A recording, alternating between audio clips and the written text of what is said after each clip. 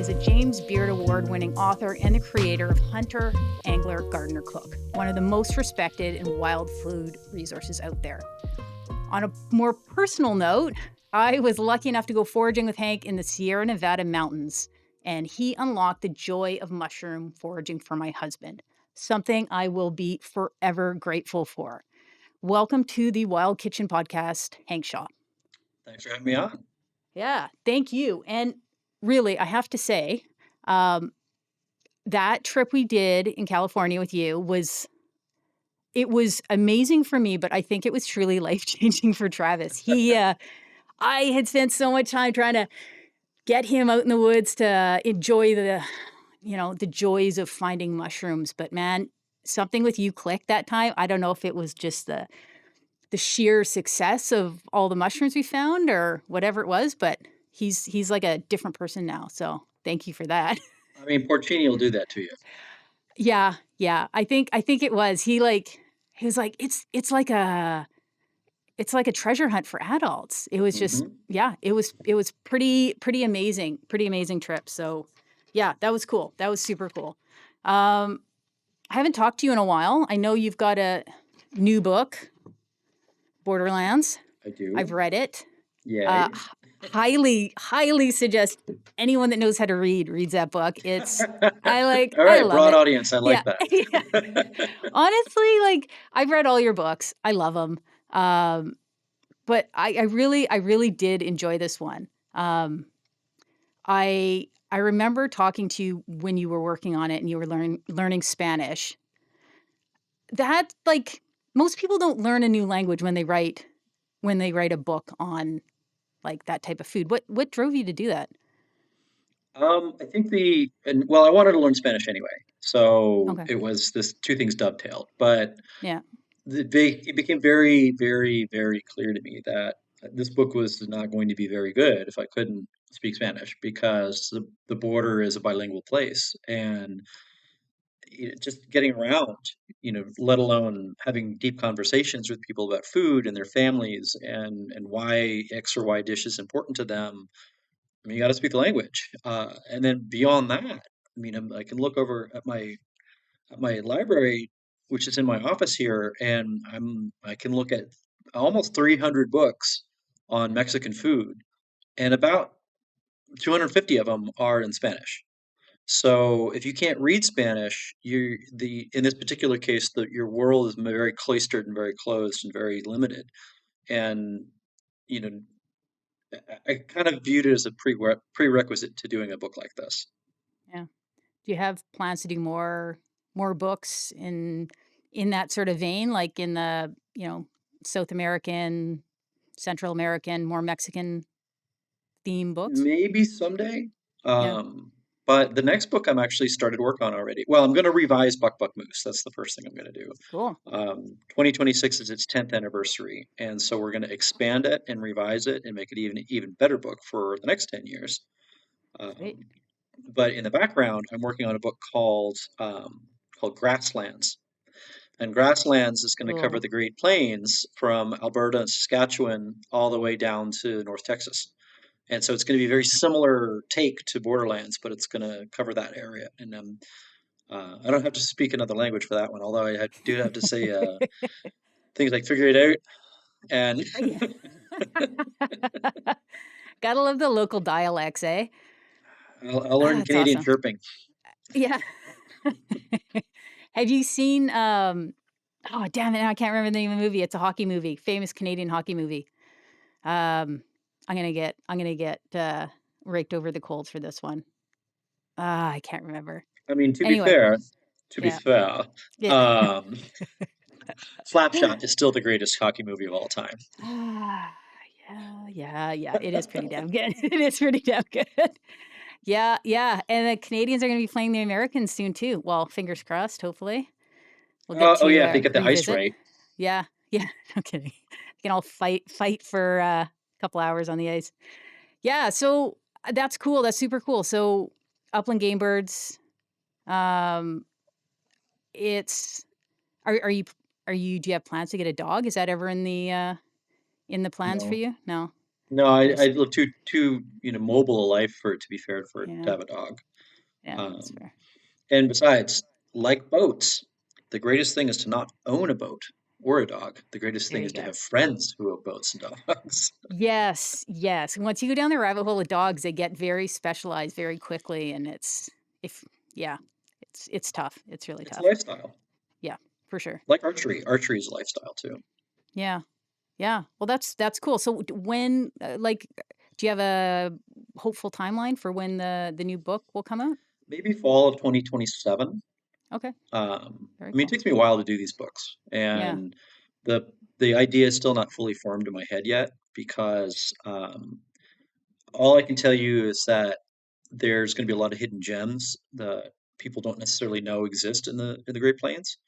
Um, and a lot of the best cooking in that region is in people's houses.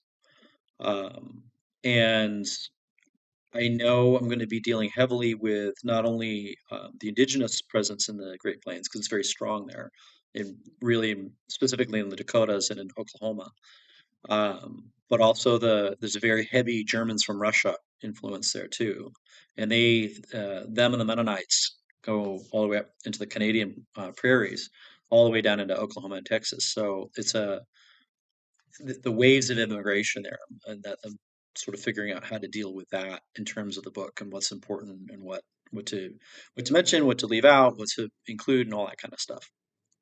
That's cool. That's like less of a strict cookbook, strict like this is how you hunt the animals and whatever that live in this It's not a area, game but book. it's It no, will not okay. be a game book. Yeah. Just like Borderlands is not a game book. No.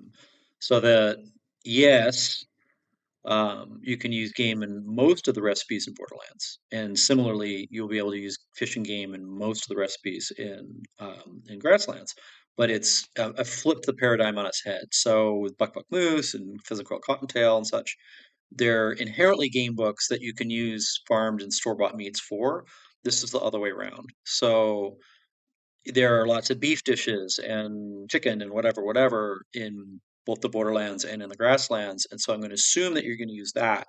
Makes the book more accessible. But that said, me being me, yeah, I'm probably going to use pheasant and deer meat. So Yeah, for sure.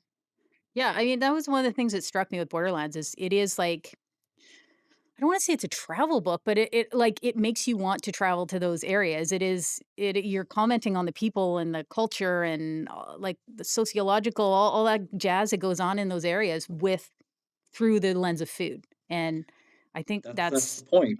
yeah. Yeah, I mean, like, it's very different than a lot of cookbooks. Like, there's very few cookbooks that I've read that read like that, right?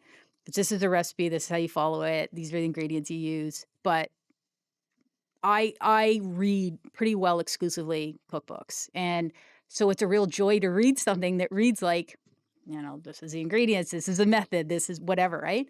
Um, yeah, I love it. It was really, really enjoyable. I mean, it's a love letter to a region. Yeah. Yeah. No, it 100% reads like that. It's great. And I also recently, probably for like, I don't know how many times I've read this book, reread this and went through and I was like, it's funny because when I You got the first read it, hardcover too. oh, honestly, I think I've got, so I think I have a couple of these. This one I think is signed. It's one of the ones that was signed. There's a few. Um, yeah, you signed this one. But yeah, there's a few things that like I realize now in retrospect, looking back, I'm like, I think that's why I got so into this ingredient because I read you talking about it, so I kind of like went down my own path and checked it out and explored it, and um, it was very cool. It was very cool. I recently read though you were experimenting with fermented trout. Rockfish. Uh, yes. So it made me laugh because I've never had it. However, I was recently in Sweden and was introduced to surströmming. Yeah. Yes. Illegal So to open indoors. yeah, they opened it underwater outside, and What? people like no joke, no joke. People were vomiting outside in the planters. It was awesome. And after eating it, I was like, you know what? before the fact, everyone's like, oh, it's the worst. It's terrible. I'm like, well, have you ever had it? And they're like, no, I haven't. And so out of the whole group of like, I think there was like 37 people there, nobody had had it that I had talked to, but everyone said it was terrible. By the end of it, everyone had to eat it in order to pass this Norma Academy course. So everyone ate it. People were throwing up. I ate it and I was like, it's not that bad. In retrospect, I had a really severe inner ear infection that was causing my taste buds to go off and my sense of smell to go up, which I think is why I handled it so well. And I was like, it's just like funky cheese. It smells like dirty diapers. Hmm. But if you get over the smell, it's not bad. So the way I like the rockfisk is a little lighter than the Norwegians like it. Yeah, okay. So they'll let it go a whole year and it gets a Oh my little God. like surströmming. Yeah. But I really liked it after like 3 and 4 months, where it was funky. It still held some texture, um, but it was definitely not as ferocious as the older stuff. How would you just eat it plain or do you sort of dress it up the way they do with Oh, I potato and I all the made rest? rye crackers for it because Oh, it sweet. seemed like an appropriate thing to do. Yeah. Yeah, I mean, I guess it's like most things. You put enough put enough toppings on it, everything tastes good. I found that with the surströmming, there was a whole lot of like window dressing to Hmm. make people not everyone Pickle throw up, but things and what yeah, akavit. sour cream, yeah, Drink it, baked akavit. potatoes, yeah. But yeah, it was memorable. And at the end of the trip, Trav's like, we were in the grocery store. He's like, "Oh, we should bring a couple cans home." I'm like, "Why? Nobody wants to eat that. And what if it blows up in the plane and then like we have to Ugh, throw all our stuff gross. out?" It's like Scandinavian durian or something. Like It you is. can't. Yeah, it was an experience. I'm glad I experienced it, but I wanted to know how much you wanted to punish yourself, or if it was fisk was less on the scale of All of it's vomit less. So you inducing. could do the same thing with Yeah, surströmming and then just pull it and eat it yeah. before it's, really ferocious. So what do you do? Are you like curing it and then letting it ferment, or are you just Yeah, it's a particular salt amount of salt and then a particular temperature. You have to be very, very clean. Everything has to be yeah? clean. Um, and then it just basically ferments in the fridge for a while. Do it in Huh? glass or something that's non-reactive, because if you do it in plastic, you're gonna have to throw the plastic away. Yeah, no, totally. It kind of reminds me, Travis, his family used to do pickled herring every single year at Christmas time. Hmm. And this is when we were first dating. And this was a whole new experience for me that they'd have this bucket of fish and they kept it outside because it was a winter and it was cold and we live in Canada and all the rest. And he was eating it in like May and he said it had gone bad. And so he wasn't going to eat it anymore. And then I went back over to his house a couple months later and he said it was good again and he was eating it again. And it's just like I couldn't fathom how I a don't know pickled how it goes fish. into a dip and then No, no. temperature probably. Yeah, I still think he was eating rotten fish, but I don't know. I mean, you He guys seemed are, in the Pacific Northwest. I mean, yeah. it's a thing Yeah. there. Yeah. The Plinkets are pretty notorious for some pretty stinky stuff, like stinkheads, and they. A very funny story. I was in Cake in Southeast Alaska, and this lady was showing us indigenous foodways, and she gave us some seal oil, and it looked very, golden and pretty, and we tried it on some bread. It's like, oh, this is pretty good. And she laughs, and she goes, "Yeah, white people usually like this stuff because it doesn't have any taste." And I'm like, "Wait, what?" And so she pulls out the one that she liked, which was brown. It was completely oxidized, and it reeked. It was rough. Yeah. And she's just laughing. She's like, "This is the way we like it." I'm like, "Oh man!" And then they'll do the same thing with salmon eggs. And I actually read a book after that called "It's Disgusting." And one of the really fascinating things about human disgust reflex is there's very few things that are hardwired. Everything else is cultural. So, to the Swedes, to the Norwegians, to the Tlinkets, all of those things are not disgusting because it's cultural, and which tells you that even rotting food isn't necessarily a hardwired, gag reflex. So it's definitely, I highly recommend the book. It's just it will reorganize your thoughts on what is and what isn't gross. It's funny you say that. Like Trav and I were recently up in Haida Gwaii, and they were talking about the different foods they eat, and they're talking about sea lions and seals, and we're like, "Well, I've never had it before. What does it taste like?" They're like, "Ah," and the way they described it was like how I describe bear to people. I'm like, "If you get a good one and it's handled properly and it, like, depends on what it's eating and however you prepare it, it's really good. But you can get, like, a terrible one that would make you never wanna eat it again," and I hunting's been really good with that because when I first got into it, I was like, I'd never eat this, I'd never eat that," and then I eat bear, and I eat cougar, and I eat all these different types of meat and plants and things that, never occurred to me would be delicious, and then you're like, "My god, like, what wouldn't I eat?" I look at my dog, I'm like, "Okay, no, I wouldn't eat him, but, like, what wouldn't I eat?" And it just opens Depends on you the up to, circumstance. yeah, how hungry am I? But in all fairness, I wouldn't eat my dog, but there's not much on the table that I wouldn't try at least once, right? Yeah, I mean, I've tried almost everything, and there's a lot of things that are like, yeah, no. Okay, so tell me what are the, I'd never eat again? I mean, never's a long time, but I really am not a fan of brains. I've had them a couple, 2, 3 times, and they're like, I don't like the texture. Really, really, really fermented stuff, like what we were just talking about. Those things are very rough. They're difficult Yeah. for me. Like hackar, the fermented Greenland shark up in Iceland is Oh, yeah, no, that's brutal. rank. Yeah. So there's the smell things, there's the texture things. Like, stinky tofu is no, that's a hard no. Um, the natto is a hard no. Is it the slime? Yeah, it stinks and it's slimy, and that's the thing. It's like this. We get back to the whole what's disgusting and what's not. Because if you talk to many Chinese and Japanese, and you talk to them about sticky tofu or natto, they will come right back at you with some of our cheeses, Yeah, and they'll totally. be like, "Well, those cheeses are fucking disgusting," and I'm like, "No, they're not. They're great." And so it's all relative.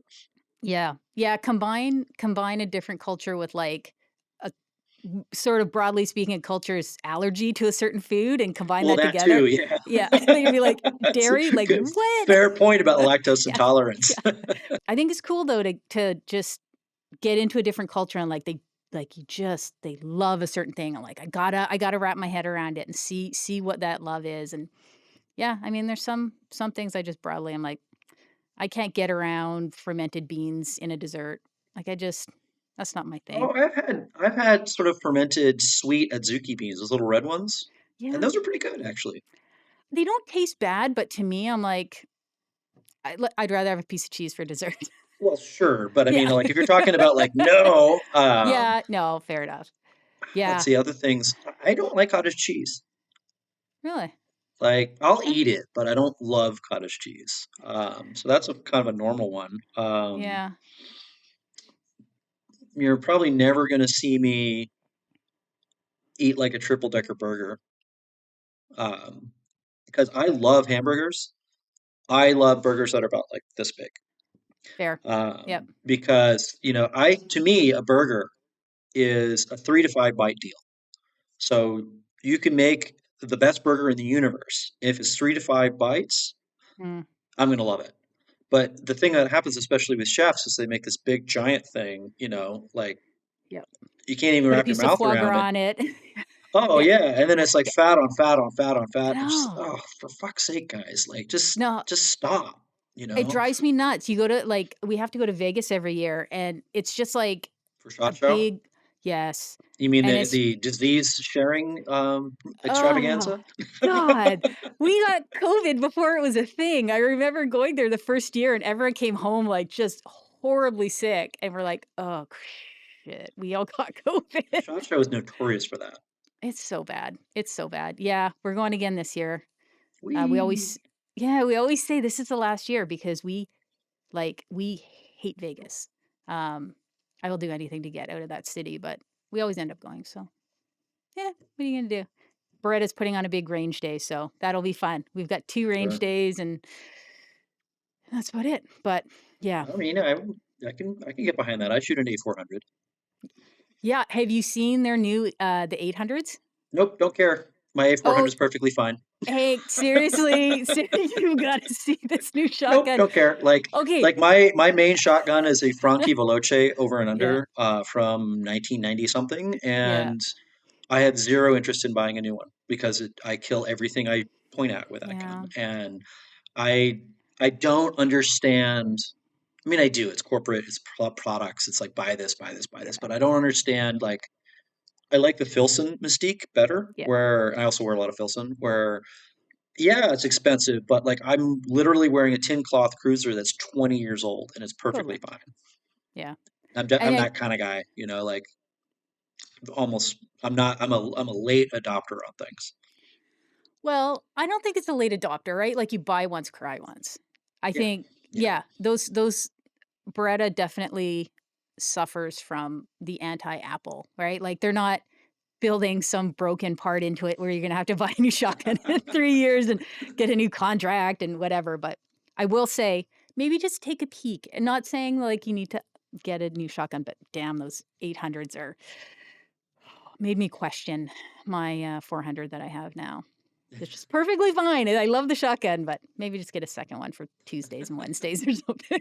Well, as long as it fits you right. I mean, that's the other Yeah, thing. It's like shotgunning is so personal totally. that, you know, I had this Frankie completely redone because I was stupid and left it in my basement in a soft case and it got rusted out. No. So I had to send it away to like one of the best gunsmiths in the United States to, Yeah, you know, bring it back to life, and he did. And it cost me a bunch of money, but like, no, do it, revive her. totally. Um, Most people would have just bought a new gun. Once you have something that fits you nicely and shoots well, like, Hmm. why like, it seems disrespectful to the firearm to just toss it, right? And I've been shooting it for 25 years, Oh, so yeah. You've killed a few things. a couple. Yeah, just a couple. Okay. Side note, I read that you were a advisor for a new edition of the Joy of Cooking. Well, I was. This is not. It's no longer new, but because this was Yeah. 5 years ago, I think. Okay. How often are they putting them out? Not that often. Yeah. Like every 20 years. Yeah. Okay. So made me think. I have an old. I love old cookbooks and like the weirder, the more regional, like the Hmm. Ladies Lutheran Club of I love whatever. those. Right. Oh my God, they're my favorite. Step And one, skin bear. you totally right. Like throw it in pot with onion and whatever. Like no measurements, just teacup of flour, and you're like, okay, cool. Just like grandma's recipes. But I have an old Joy of Cooking that has, I think it's got like turtles and Yep. possum and Yep. raccoons. The Okay, does original. yeah, does the new one still have that? Like I'm It has curious a what you're lot of it. revising. It Really? has a lot of it. It has it got rid of some of the weirder stuff, like possum. Yeah. Because you know, let's face it, it was never really a popular food item No, anywhere. probably not. But yeah, it has a ton of game and a ton Cool. of fish in it. And it was funny because they hired me to it's a youngish couple. They've sort of Mm, inherited the business from the elder generation.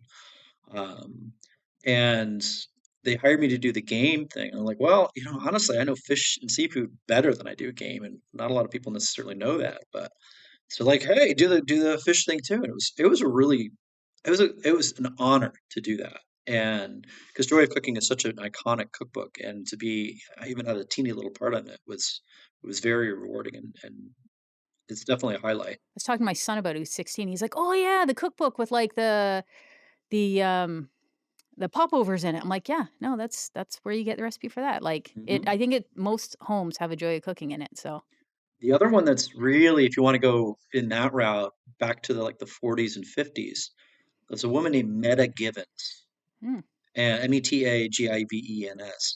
So Meta Givens had like a 2 or 3 volume cookbook set that my mom had when she was growing up. She also had Joy, yeah. um, but it definitely has like step one skin bear, Yeah. and Oh, very cool. it's awesome. And it has Yeah. like it's hard, it's long out of print, but it has but you can get it in the secondary market, and it's a treat. Yeah. Yeah. I just oh man, I could read those books forever. I just absolutely love them. There's one of my most prized ones is there's one from Nova Scotia that like talks about Oh all the boy. different immigrants that came in. Yeah. There's First like skin seal. yeah, pretty much. It's like section this thick on oysters. But oh, it's so good. It is so good. I just love it. It helps you like my family's from back there, so it helps me feel like I'm kind of connecting. Like I couldn't my grandma made the most amazing oatcakes and I couldn't find Mm, the recipe for it's a them. So I Scottish looked at thing, yeah, I looked in this book and I was like, I haven't been using lard. That's why my oatcakes aren't like my grandma's. And clearly. yeah, obviously, like and I'm not using the right kind of lard. So Yeah, I mean, I preach this. This is huge in Borderlands too, where I use lard throughout that book, but I use real lard. And everyone's like, "Well, where the hell do I get real lard?" Like, go to a Latin market. They're like, "Oh, we don't have a Latin market here." I'm like, and I here, and like I did this in Winnipeg. So I was doing an event in Winnipeg, and we were cooking Mexican food. And I said, "I need this, this, this, and this." And they're like, "Well, yeah, no, you're not going to find it here." And like, the hell I won't. And there's three Latin markets in Winnipeg that they had no idea existed. And sure enough, one of them had fresh rendered manteca, and you could buy a quart of it for like $2 or something. And that's that lard, which is liquid at in a warm room, is better for you in terms of saturated fat than butter is. really, Hmm. wow. Yeah, I'm on the lard train. I love it. And I've been looking for it because like you for anyone that's listening that doesn't appreciate lard or know where to find it, you do not want to buy those yellow boxes that are just sitting Now out they're green at and room white in the United temperature. States, but Are yeah, they? that's the Okay. hydrogenated stuff. Yeah. Yeah. That's not what you want to buy. You want like legit stuff, probably in a jar often is how I tend to buy it in a refrigerator section of a local Latin place. And it's Hmm. cheap. It's super cheap. And Sometimes they it's leave so them good. out, and it's fine because it'll be Yeah. fine for days and days and days. Yeah. Yeah. So it's like game changing in terms of recipes. Hmm. And And in it Canada and in Minnesota where I live, you can just leave it yeah. outside all winter, and it's fine. Yeah, there you go. Same here. I mean, it's just coming from a person that has a jar of bacon fat on my counter 365 days a year. So I mean, I'm not stressed yeah. about it. Yeah. Again, and a person that gets upset because I can't find proper suet at Christmas time to make my Christmas pudding. Because even the Mm, butcher's like trying to slice off a piece of fat off a roast. I'm like, that's not suet. He's like, yeah, it nope. is. I'm like, No, this is why am I beef fat. telling a butcher what suet is? Yeah. I Drives me actually make crazy. I make English mincemeat pies with Oh, real ground venison okay. and and That's awesome. dried gr- and dried and dried berries. It's Really? ridiculously good. Yeah. The It's recipe's like on the that Friends website. episode, right? I don't know if you Sorry. ever there is a episode of Friends where, one of the people had 2 pages stuck together in a cookbook, and they basically made a trifle with meat in it, and so when I think and one of the guys is like, there's jam, there's meat, good," and he's, like, eating it, but that's what mincemeat reminds me of is, like, Well, yeah. that I mean, episode. Yeah. mincemeat has meat. Yeah. That's why it's called mincemeat. Like it's mincemeat Yeah. sort of got out of the mincemeat pie game like in the 50s, maybe. Like it's historically mincemeat pies are sweet meats, like literally sweet meats. And I can tell you, if I mean, again, if you, I don't know if you have links to the in this episode, but link to my mincemeat pie recipe. They're super, super good. Like, and I use ground venison, but you can use any ground meat. And just, I make like quadruple batches of them and give them out to friends. They're little teeny pies like this big. Okay. So they're like three or four bite pies. Does the mincemeat once you make like, mincemeat without meat, you can store it forever. Same with With meat with yeah? because there's a bunch of alcohol, sugar, and salt in Okay. it. Okay. Yeah, it's a little bit like the what is the it's like it's not a fruit cake, although those last forever. There's a there's a Christmas mixture that you generally make in like November and don't serve Yeah. it until Christmas. I can't remember what it is. I do a Christmas pudding and I Oh, it make could be it it could be that. yeah, Yeah. yeah. I make it I usually do it Oh, around like a Boxing rum Day. pudding, is it? Well, it's I again, full disclosure, I use Nigella Lawson's recipe because it's unbelievably good and Okay. it's full of booze. You just soak the fruit in sherry and then Hmm. mix it with suet and breadcrumbs and a few other things and spices. But I've eaten that a year later and it's better than it was when I made it. Um, Italian panettone is like that too. Oh yeah. Yeah. It's good. I love it. I must be a sign of getting older, but, like, I do enjoy those, like, super rich, boozy, fruity things You now. know, you just need a slice. That's why these mincemeat pies are so good, is because they're little. No, that's cool. Okay, I'm gonna put a link in there so people can find that, and I want to hear back if people actually make it because I'm gonna make it. I was lazy. I bought a thing of pre-made tart shells. Do they require making, fresh ones? Doesn't matter? I know, I know. Okay, I will, like, go to the ends of the earth for, like, dry cured sausages, but pastry is just it's not my thing. Okay, I'm with you halfway. Okay. So I will not make phyllo dough. I'm not gonna make. There's a bunch of pastry doughs that I won't make, but regular like Yeah, tart dough or yeah, pie dough, that's super easy. Like that's you yeah. need to at least do that. I mean, Okay. like I get it. If we're doing like puff pastry or phyllo dough, buy that shit. But Yeah, because it's just the layering in that particular process is it's an art and it's a pain in the ass. But I mean, I can make yeah. a pie dough in I don't know 8 minutes. Like it's not that hard. Yeah, I can't do it. I used to have to do it for work all the time. I just don't enjoy it. It's one of those things. But you know what? For this, if I'm gonna combine meat and dried fruit and Yeah, booze, I'll go the extra step, make the and yeah. it's a special. If I remember correctly, it's not exactly pie dough. Okay. Okay. Like pie dough for dummies, sort of easy to put It's not a together hard or dough. Yeah, yeah, I mean okay. it's a little bit like a tart dough but it's pliable enough because you Okay, put cool. it in little molds. Like I have a There mincemeat you go. pie pan actually that I got from Really? England. Oh, okay, that sounds cool. This is That's very awesome. British. Oh, But they make it in Scotland too, so I'm allowed to make it. there you go. Yeah. Because, No, I mean, as a Scottish can do Scot, whatever they want. fuck the English. 100%. Yes. Thank you. Thank you. Yeah, I was, my my family's Sinclair on one side and Macintosh on the other side, so, Perfect. We yeah. can talk. I just got my Robbie Burns tickets for this year. Our Nice. local, yeah, we have a local police pipe band that puts on a big dinner, and so we're bringing our son this year, and Let's just talk haggis for a second. Okay, yeah. so wild game haggis should not, oh, the haggis in general should not have the reputation that it does. Because for all of you out there listening who are like, haggis, bro, it's a fucking meatloaf. That's all it is. Like the only difference between it and regular meatloaf is you're using steel cut oats instead of breadcrumbs. Yep. And sure, if you have a really famous one, it's going to be done on a sheep's stomach, and that's kind of whatever.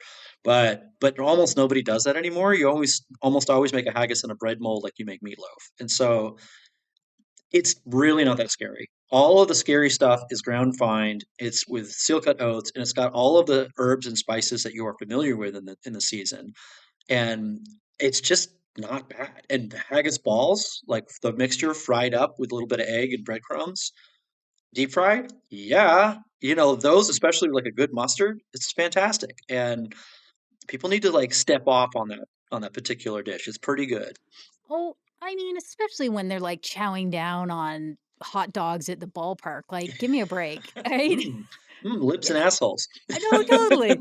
I haggis is a hill I will die on. I love it. There is never a day in my house where there's not I buy these rounds of thinly sliced haggis, and we keep 'em in the freezer all the time and have them for breakfast sometimes. Yeah. It's They're not unlike unbelievable. Scrapple, actually. Yeah, yeah, It's it's really good. similar to Scrapple, except for usually Scrapple is usually bound with cornmeal. Mm. And then there's a version in Ohio called Geta, which Mm, is usually bound with oats. yeah. Yeah, I don't know. They focus on the wrong things. They get all upset about It's the 3D sheep's printed. stomach and the lungs that are in it that get people. Like, okay, leave both Yeah, those no. things out. It's fantastic. I have a anatomy picture of a haggis in our bathroom at home with, like, all the parts in it, and the amount of people that have been like, "Holy crap, are you serious? There's lungs in haggis? I'm never eating that." I'm like, "Come on, it's That's why you so can't bring them good." into the United States. Like, you can buy a haggis in Scotland, and they will stop your ass at the border. It's like no haggis in the United States. It's only because of the lungs. I don't get it. And they're not that necessary. The thing about why that's in the haggis is because it's lairds and common people and the English overlords and all that kind of crap. Where it's like it's in the United States the expression is living high on the hog, Yeah. and you live high on the hog if you're rich, which is to say you're eating hams and backstrap and loins and stuff like that, and you get low on the hog if you're not rich. Same thing with humble Mhm. pie. I mean, if you've ever heard the expression somebody eating humble pie, that's from the old British term umbles, and umbles are awful. Hmm. And so umbles are the guts out of a deer specifically that were cooked into a almost like a shepherd's pie or sometimes it had a crust. And it's damn good. It's good. And Yeah. it's just like every other culture who has made something out of nothing and made it wonderful. In Mexico, in I didn't put it in Borderlands, but there's a dish called mondongo, which Mm. is a same kind of a deal. Yeah. And in the revise of Buck Buck Moose, I'm going to include a cowboy dish from like Texas and Oklahoma called Son of a Bitch Stew, which basically the if you think chili, the chili you know and love, but the meat is all chopped and ground up wobbly bits. That's Son of a Bitch Stew. You could put, like, toenails and eyeballs in a taco and put salt like, I would be like, "This is the I should best have taco I've ever toenails. had." Like toenails are Yeah. a little crunchy, but eyeballs are a thing. Like in the northern Mexico or in southern Texas, it's a breakfast thing. So it's cooked overnight, and you come in the morning and you buy your Yeah. barbacoa. And if you get there past like 9 in the morning, there'll be a little sign on the door that says "No hay ojos," like no more eyes. Because some old dude is like walked in Oh there right when they gosh. opened, like "Dos Yeah. ojos, porfa," and Screw you guys. like it, it's eyes are they're a textural thing. I mean, if it's chopped up with, like, cheeks and other bits and pieces, Yes. I'm Well, like, I'll tell you what they do and 100%. that you get all the time with barbacoa is Yeah. paleta. So that Okay. palate. Yeah. Oh, really? And it's fine. Like I eat through it. It's not my favorite, but it's like whatever. We're eating the whole animal here. Fine. Eyes are a textural issue though. So the palate, is it just, like, harder or chewy or Yeah, crunchy or it's yeah, it's a little it's like it's okay, so when you eat a chicken and the chicken Yeah. breast, and you know how Yeah. there's that cartilage at the end of the keel bone in the breast? Yeah. It's like that. Okay. So not bad, but like, oh, okay. Yeah. Yeah, the texture thing. I mean, some textures as I've gotten older, I've really appreciated, like the tendon in the leg. I Hmm. will fight someone for that. I love it. I don't know what it is, gelatinous stuff like oxtail and the tendons and, oh, neck roast. Shanks. Yeah, shanks. I think the neck roast is my favorite cut on an animal outside of, you know yeah, no, neck roast. That's my favorite. I love it. Absolutely love it. But it does take some care, and it's nice when I don't know, I feel like you gotta go through the motions and, like, put the time in and make those things taste good. It's not just chucking it in a pot with some, French onion soup. Hmm. It's real cooking. Yeah. Yeah, absolutely. Um, is there a hill that you're gonna die on regarding wild game? Like, you feel like people aren't just getting the message and you wanna get it out to people? I mean, I think I've been fortunate in being reasonably successful with that kind of Yeah. thing. Like, I mean, I think it's going to say in my tombstone, bleed the fish, pluck the bird, and don't grind the shanks. Yeah. Oh my So, like, of gosh, those three yeah. things, those are like the three things that I'm like, oh, for crying out loud, please, especially upland game birds and fat ducks. Um, but I think I've come a long way helping people with what we were just talking about with offal and making it and like sort of meeting them halfway and like, well, I was a little bit hinky about this stuff too, but here are recipes that you will genuinely like. I'm not into, oh, you should eat your broccoli kind of person. So that would be one. I think, I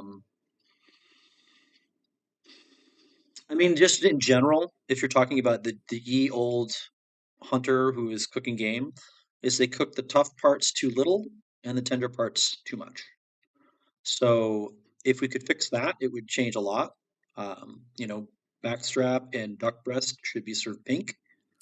And everybody who has been whining about how you can't cook a turkey leg, You just haven't cooked it long enough. It will absolutely fall off the bone. 100%. I guarantee it could take 5 hours, but Pre- it will happen. Pressure cooker is your best friend Also with some that. of these Yeah. things. Yeah. Yeah. Yeah. God. Yeah. It's funny when I'm sitting, one time I had a bunch of pheasants and I was plucking them in my front yard, cursing as I was doing it because I dry pluck all the time. I do I, too. I yeah. should get one of those plucker things because they are effective. Yeah. There's a learning curve, but I just don't. If I get into a jam where I'm shooting like 20, 30 pheasants a year or more, I have a friend who shoots over 100. I would absolutely get a plucker. Yeah. I kind of enjoy it. It's like meditation almost. You just Yeah, for like 3 birds. yeah. Then yeah, no, it Yeah. kind of sucks after that. Pheasants don't. I find this batch anyway that we had weren't maybe they were fresh from the local farm, but they didn't smell particularly great. Okay. Their guts were kind of funky, Yeah, but I mean, upland bird guts are stinky. yeah, yeah, it wasn't enjoyable, but yeah, what you can do. And Oh, speaking you're of, in the front yard. no, it was in my front 100%. It's like the old west in our front yard throughout the fall because it's just like feathers floating around like tumbleweeds, and Trav keeps all the the sheds he finds in our garden, and so there's always squirrels out there trying to eat the skull bits and antlers To and get calcium. yeah, yeah. No, it's probably terrifying for most of the neighborhood kids that come by, but It's pre-Halloween. exactly, we're already decorated, right? Every day of the year we've got our With all the like the skulls and shed antlers around there during Halloween, just like intersperse human bones here and there, like a skull and yes, no. Yes, no, no, no. Yeah, that damn kid that kept dropping off spam mail in the mailbox. He's sitting there. Yeah. Okay. I wanted to ask you as well with hunting tech or not hunting tech, butchery. Mhm. Um, I've heard back and forth, and Americans I find, and I don't know if this is like a warm weather thing, but soaking meat in ice water. How is that still a thing? Oh Like, am man, I I tell you missing what, something? best deer meat you ever had. Put it in a cooler of ice water and soak it there for 64 days. Change the water once or twice. Gonna be the best white deer meat you ever had. Doesn't taste gamey at all. Yeah. I just like from a bacteria standpoint, I don't like it. From like a, it just okay. It's a I warm weather thing. I find it okay. mostly in like Texas, Alabama, Oklahoma. Okay. It's not a bacterial thing if you keep everything below 40 degrees. Yeah. Okay. But it's unnecessary. And it will leach out much of the flavor of anything that it's on. Yeah. And yeah, it's just you see it. It's a regional thing.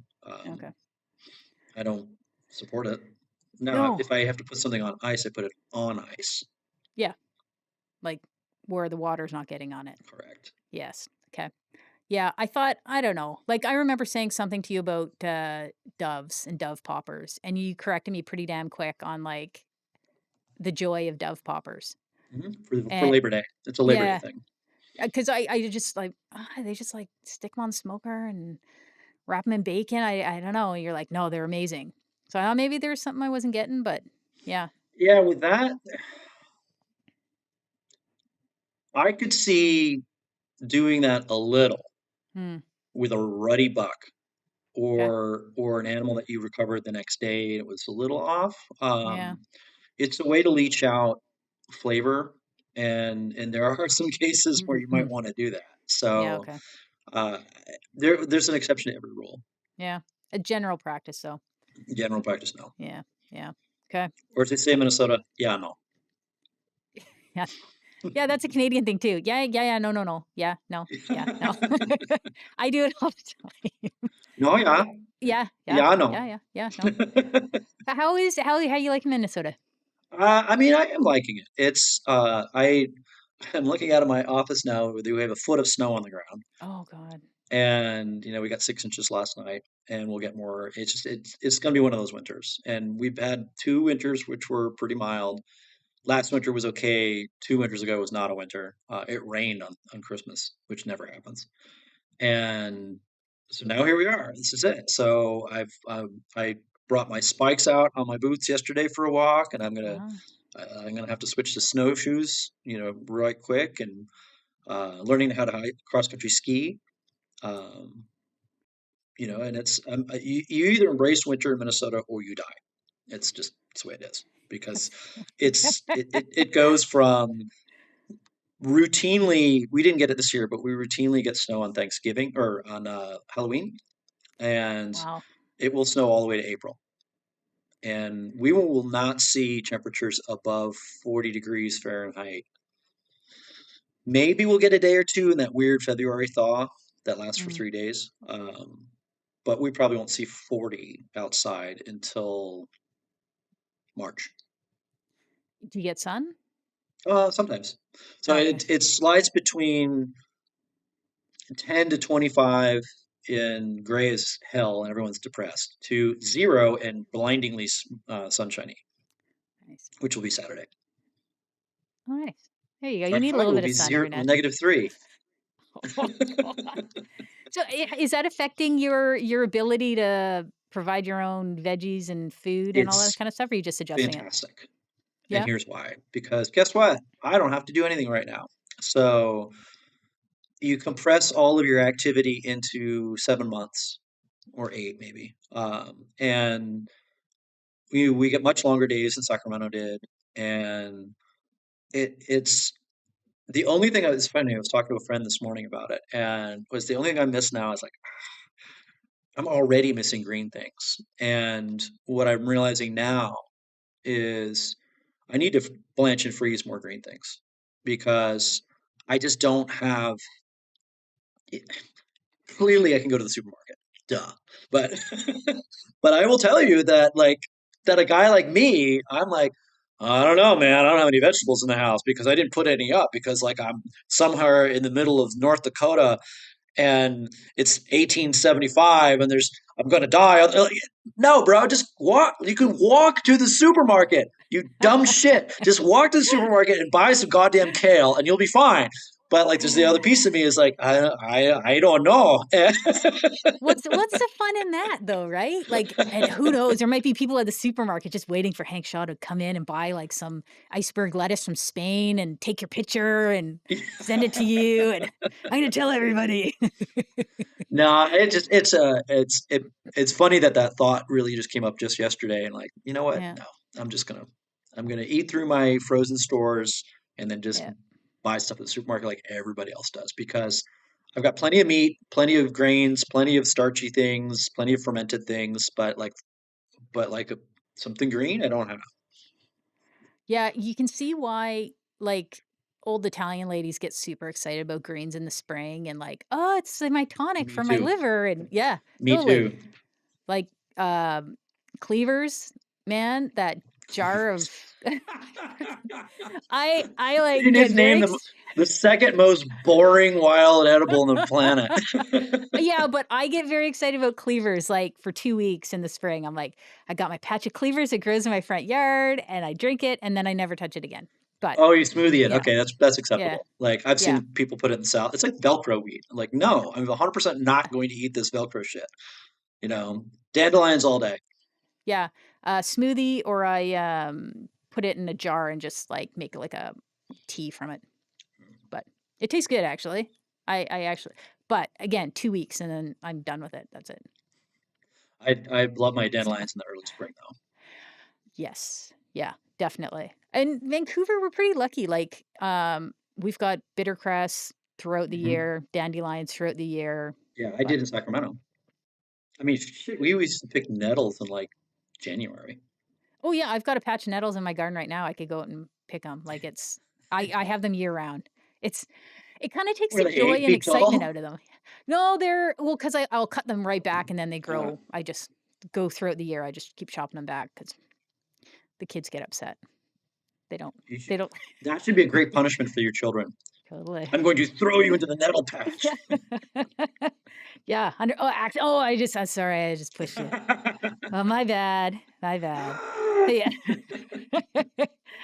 Do you know Oh my apparently there's a god. nettle variety in New Zealand that is so powerful it can kill you if you fall into it naked? Oh my goodness. That's naked, so, like, you have to have a Or, certain amount of if you get coverage. X amount of skin, Yeah, you You could be wearing Really? panties or shorts and like you still probably would die. But I always thought New Zealand is, like, a pretty safe place with, like, flora and fauna, but, that's good to keep in for the mind. most part, yeah, it's much better Yeah. than Australia, Oh where god, everything yeah. wants to kill you. Everything does. I've got a friend that, has invited us there, and I like, with sometimes I say things without thinking about it, and I said, "Dear God, no, I never wanna go there." There's, like, "It was really sweet of her to invite us," and, like, I genuinely would like to go to Australia, but I just my initial gut reaction was, "No, there's too many spiders and snakes, I don't wanna go there." So Australia is to the United States what Canada is to the New Zealand. Yeah. No, 100%. We're Hmm. nicer and bet no. Smaller, prettier, more polite, Yeah, less chest sometimes. thumping. Yeah. I don't know. There's some stuff about the States I quite respect and like, but I mean, same thing with Australia. Like, yeah. all four countries Oh, are great yeah. countries. Yeah. I mean, my grandparents on both sides are Canadian. How can I not like Canada? Yeah. I mean, Ontario, for the record. really? Okay, Hmm. well, that's, like, by far the worst province, but It's I'll also let it slide. the most populated province. On terrible is what we call it, but us Yeah, West how are those Coasters can Canucks be doing? yeah, no, they suck. I don't follow the Yes, Canucks. They bad, can that very bad. Although they just beat the Wild weirdly. Like, really? yeah, I think they Yeah. got their fourth win. You gotta bring back the North Stars. Well, we're the Wild are fine. Like we're okay with that now. Oh, uh, I'm a Devils fan, to be honest. I grew really? up in New Jersey, Yeah, so that's fair. Yeah. Do you miss anything from, picking like, digging clams in that area? a little Doing bit. anything like that? Yeah? Digging clams is a lot of fun. The fishing in New Jersey is really, really good, Yeah. and I miss that world there is pretty cool. Yeah. And it's its own thing, and it's vibrant. Mm. Hunting world in the metro, in the New York City metro area, is not very vibrant, but the fishing world is super, super strong and pervasive. Anything else you wanted to chat about? Well, I am very happy to say that you can finally get my books in Canada, and that is. I just decided I just couldn't get around. I couldn't find a distributor in Canada. I couldn't get Amazon Canada to carry a lot of my older books or my newer books. So I just went around and around, and I decided that you know what, I'm just gonna take it on the chin just so that it's available. So I actually have a discount code only for Canadians, the O Canada discount. It's all has to be capital letters. That's it won't work if it's not all capital letters. But O Canada is the checkout code on the website, and that gives you like 50% off the books to offset the fact that the shipping is so damn expensive. Like the shipping is really what's killing us, and so I'm trying to like make it less onerous for Canadians to get the books directly from me, and they're all signed too. Um, and so I'm like, you know what? Let's just do it. And that's been really helpful. I've seen a lot of Canadians finally buy the books, and they've been, because everybody with the situation that's going on now, everyone was like, well, thinking I'm okay with the tariff situation, which I'm very much not. Yeah. Um, but it's like I just can't. I can't. I'm a small business guy. I have very limited ability to do anything. But the one thing that I could do is basically selling the book at cost, which I'm okay with. Yeah. Well, we'll put, links in the write-up on this as well, but I find it's disappointing the response Canadians have had, and I'm probably gonna get hate for saying this, but, like, to the Canadian response has been, like, kinda to hate on Americans opposed to the politicians that put in these policies, and I don't understand it, so, It's um human nature. yeah, And I don't know. I've gotten a lot of Canadians who get it and who are yeah, maybe because I'm in Minnesota and Minnesota and Canada are we're so intertwined. totally. Um, and yeah, I mean, it's just a lot of it is like, sorry. Yeah, I mean, like, misplaced like, focus your frustration on something positive, but just, like, I don't know. It doesn't make sense. So that's super cool. I'll, make sure people can see that and, get to your website and buy your books because, like I said, they're awesome. I love Yep. them. And I have met a ton of Canadians in Baja in the wintertime. So there's an entire huge section on Baja and Borderlands. So you would Yeah. find it useful. Yeah, okay, cool. Yes, I was talking with a friend about this yesterday. Apparently, there's a ton of Canadians down there. So Hmm. yeah, I don't know why, but The American thing is like Canadians, they look just like us. we have a secret handshake. I don't know if you know Well, that, it's but easy, like, that yeah, you can never really quite get things like about yeah, out or roof, there's a very or you use a word like a toke. yeah. Or Oh, toque. the way Canadians Yeah, say yeah. trout is really hilarious. Like Kevin Costawon and I would just go back and Yeah. forth, and I would just overemphasize and I'd say trout, and he would overemphasize and go trout. Yeah, I never thought about it. Trout. I think I say it See, okay. trout. Do I? But Oh, I it's the don't. same diphthong as figure it out, and it's the same it's the OU, and then Newfies. Oh Newfies have God, yeah. their own thing. It's so funny seeing people. They're like, "Why do they sound Irish?" It's like I don't know, because it's like Because a they're lot of them damn lived near on. close to Ireland. Yeah, they kind of On a came good from day, you there, could and swim then there. yeah, yeah, and they didn't want to leave, and they kind of have their own thing. Yeah, the first time I heard Newfies talk, I did not understand a word they said. I just sat there. I was just a small kid listening to them. I was like, And you were from Nova I Scotia, even. That's like yeah, right down the I, seaway. I know. It's crazy. I'd go there every summer and yeah, this family came over and talked to my grandparents. I'm like, you understanding what they're saying? Because I don't know. I don't know what they're saying, but yeah, That's another good. total We were newfie. trying to circle back to what we were talking about what's Yeah. disgusting and what's not. Yeah. Newfies really liked eating seabirds with the skin and fat, and Really? that's not a thing in most parts of the world. So you'll see it in Oh, Newfoundland, you'll see it in the Orkney Islands, you'll see it in the Faroe Islands. yeah. To some extent, you'll see it in Scandinavia. But like stuffed puffins and stuff, like that's a thing. Where to some extent the native people of the Pacific Northwest will eat skin on, fat on sea ducks, but that is an acquired taste. That's I think one of those tastes that you can really only get growing up with. I wonder if it's just out of necessity, like wanting that fat and extra calories. So they just came, didn't want to waste it. But Of course. Yeah, yeah. I mean, yes. Yeah.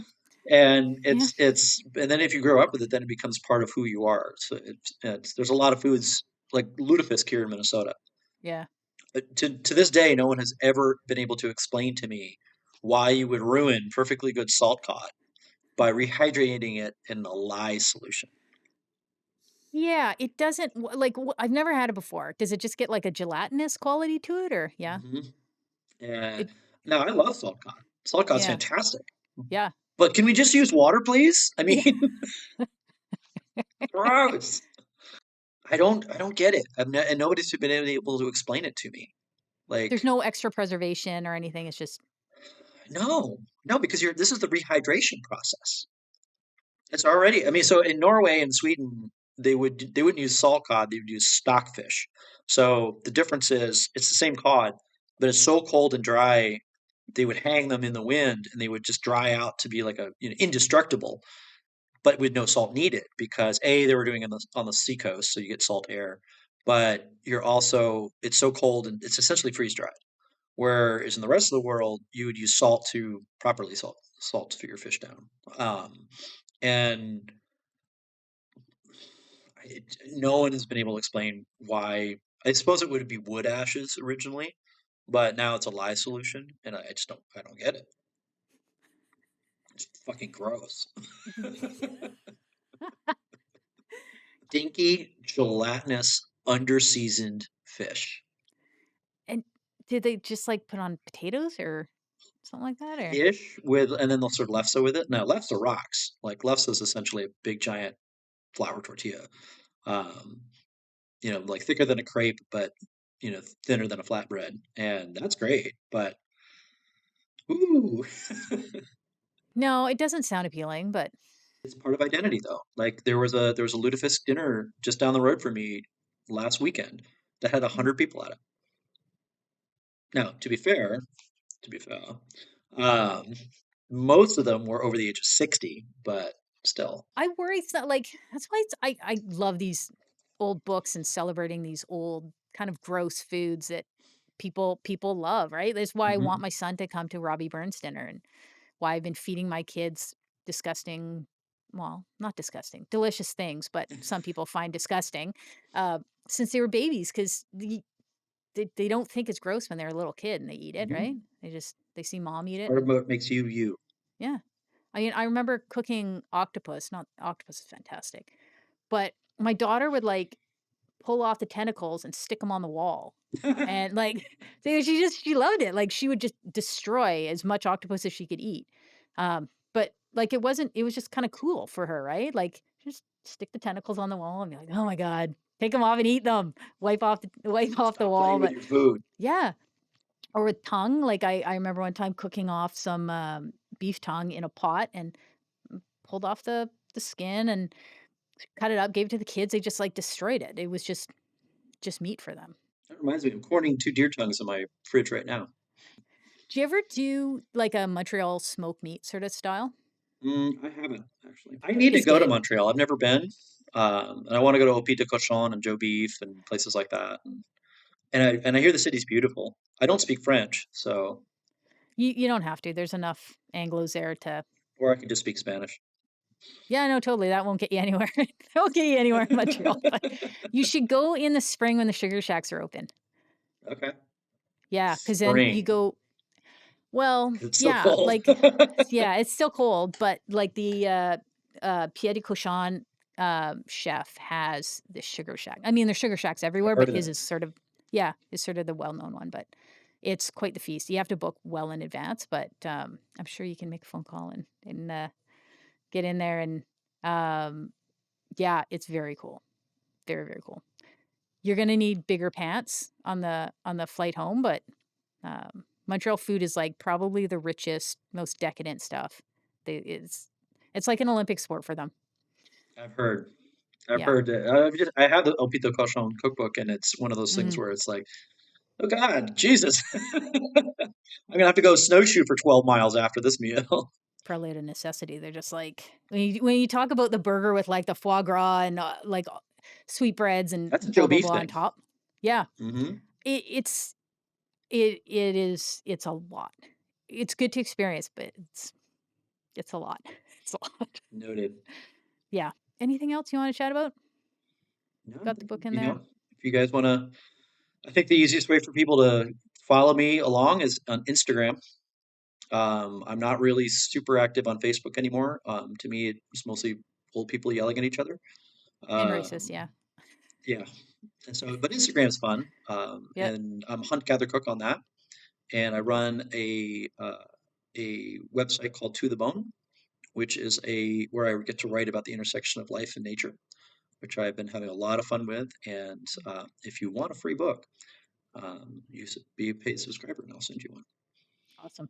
Yeah, and I recently read what you put up about, conversations, Oh yeah. male-centered conversations, and honestly, like, I know I'm speaking as an outsider, but, like, that, uh the importance of male-only get-togethers or female-only get-togethers is Hmm. something I thought was ridiculous before. I am a big hater of pink camo and, you know, specifying things for women because but we are very different and there's a lot of value in having that space where men can be together and have conversations and feel safe, and I really enjoyed it. I really liked it. So I think there's a lot of like every time you write something in that I love it.